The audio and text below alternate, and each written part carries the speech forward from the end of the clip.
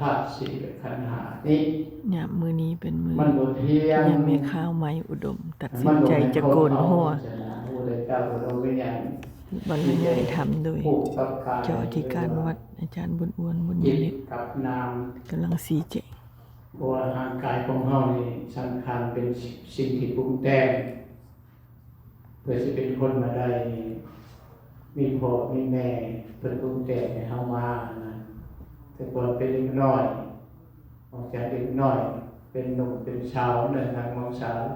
เสริมหูเสริมตาโตมาเท่าแก่ชราเท่าแก่ชรามันก็เปลี่ยนเลยผมที่เลยดันมันก็ขาวแสงตาที่ยาวมันก็สั้นฟันที่มันก็โคนยอดแบบตึงคืออย่างเนื้อหนังเอานี่แหละไปขาวเราพิจารณาแล้วโอ้เรามีปวดเสียงเนาะก็เลยตัดสินใจไปบวชแท้บวชว่าจะบวชทางกายทางใจฉะนั้นอาตมาได้นำคณะสงฆ์เจ็ดลูกเป็นลูกศิษย์ลูกหามาเป็นเช่นที่พยานให้ขอให้แม่ข่าวจงได้มรรคสี่พ้นสี่นิพพานเนี่ยเพื่อจะมาอธิบายเด้อโมทนาเราทุกคนเด้อสาธุสาธุอาบันิหัมพรสมบัติปัฒนายะถาวริวหาปุราปริปุเรนติสังขารนิวเมวัยโตตินังเปตานังอุปกปติอิสิตังปฏิตังตุมหังคิปะเมสมิจจตุสัพเพปุเรนตุสังกปาจันโทปนรสโสยะธามณิโชติรสโสยะธาคือบนบเด็กน้อยลูกหลานเขาเจ้านิมนต์ลูกคนบ่ถือศาสนาพุทธว่า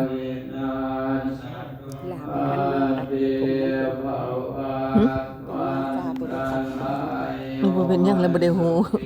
บ่ได้บอกเขามาเฮ็ดพระเข้าทิพย์มาเพลงบ่ฮู้ดิบ่เป็นหยังแม่ปัจจายโนตาโลธรรมาวันตันติอา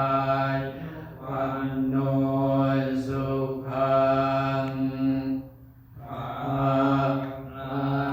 สาธุก่อนแก้วทิพย์สมพรปาน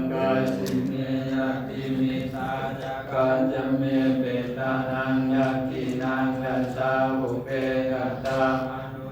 ตังนาเอรุนังวาสุโกอายาวัญญาปริเทวานานัตตังเปตานะมัตตายังเอวันติสันติยัตโยอายันตโครักขินาทินาสังกัมมิสุปฏิติตาติกรตานิทายาปฏิโสยันติธรรมโม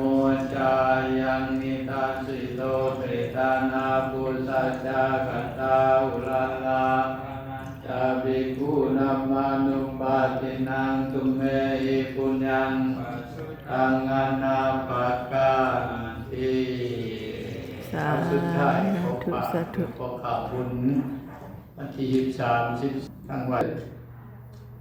พอได้เป็นกันเทศปุษาธรรมเกิดมาปุษาธรรมคือปุษาปัญญาไปเวลาในสามนัดกัน10 โมงแต่นี่ยังบ่ได้ออกซะเอาก็จบถึงเสียก็บ่ออกแต่สิออกไปบวชอายุตระสี่หนทางสี่บอกนั่นแหละไม่ออกว่านักเนี่ยทานมาเห็นพระเขาทิพย์ได้แม่บุญเป็นแต่งแล้วล่ะกับเอื้อยมันยังเกาะหรือว่าให้องค์อื่นเฮ็ดให้องค์อื่นเนี่ยจัดเลย กับเอื้อยนี่เด้โดยบ่เป็นหยังสั่นให้ได้อยู่เด้อไปก็อาจารย์นัดเพิ่นมาเนาะคือกันที่6จุลพลนี่ก็ได้เดือน6วันที่6จะเสด็จตัดเกศเกษาสาธุอนุโมทนาทามิพันเตสะภะอัปปะลาทังธรรมธรรมเมปันเตมยากตังปุญญังสามินาอนุโมทิตาภังสามินากตังปุญญังไมหังตาตาปังสา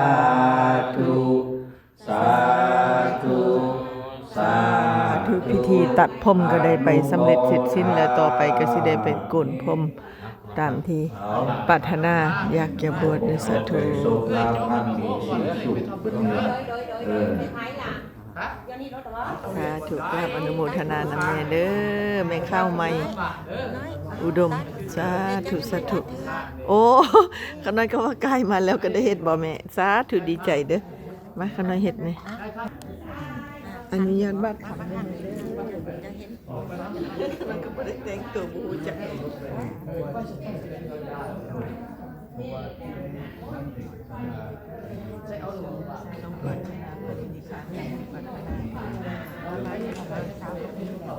โดดเดินไปหาอาจารย์ก่อน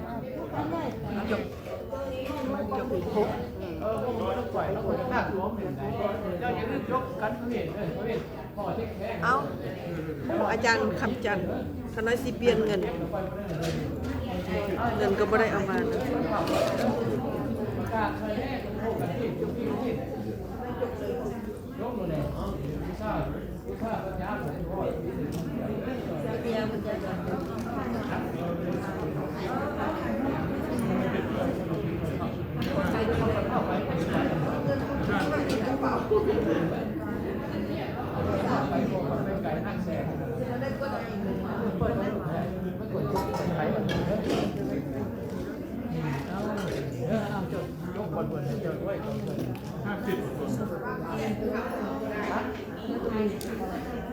ยกกันคือเป็นน้ำไม่อ่านเป็นพระพุทธเจ้าที่ได้เป็นพระพุทธเจ้า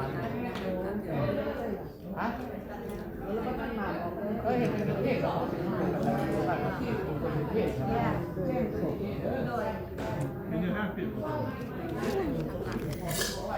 อุตสาหกรรมเทศได้กันที่เท่าใดปีนี้ได้กันที่เก่าพี่น้องบนเต็มหน้าจอปีนี้ได้กันที่เก่าเด้อกันที่เก่าเส้นมาลัยโอ้ได้กันดีเด้อกันที่เก่าเส้นมาลัยนะลูกเข้า โอ้คนเสียสั่งหมักไม้เด้อป่าไม้จะได้หมักไม้ อนุโมทนาสาธุ เดี๋ยวพอได้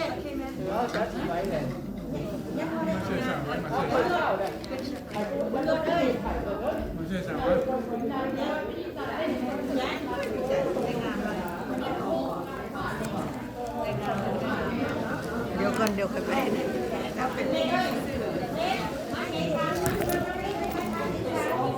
เป็นของกินของทานครบส่วนเลย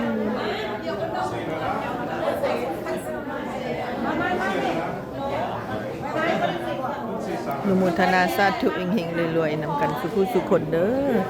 บุญคุณอันนี้จงมาส้มมโนนึกอันได้ดังใจไปอันได้ดังที่ปรารถนาดังปรินิพพานดังที่เพิ่นอธิษฐานปรารถนามาเด้อสาธุสาธุเนาะวิกรรมวจีกรรมมโนกรรมทุกสิ่งทุกอย่างแล้วแม่เนาะกับลูกหลานของเพิ่น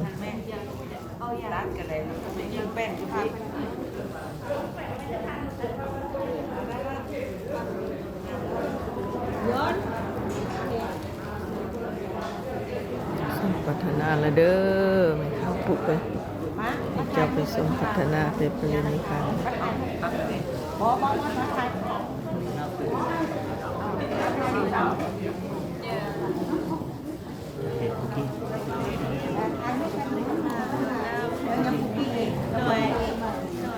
สาธุบุญคำนำสุข